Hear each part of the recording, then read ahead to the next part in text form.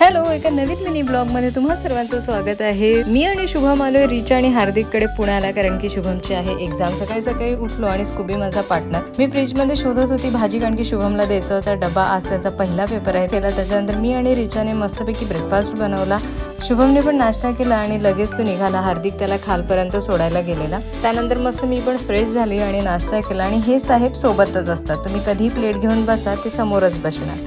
त्याच्यानंतर थोड्याशा गप्पा मारल्या आणि आम्ही पण कामाला लागलो। दुपारी मस्त बिर्याणी खाल्ली आणि थोडीशी झोप काढली। आणि हे साहेब बघतात मस्त एसी चालू होती म्हणून दरवाजातच बसून राहिलेले। संध्याकाळी शुभम पण घरी आला आणि स्कूबी त्याच्या स्वागतासाठी उभा होता। त्याच्यानंतर त्यांनी कॅम्पचा बर्गर आणलेला, सो आम्ही मस्त निवांत बर्गरचा आस्वाद घेतला।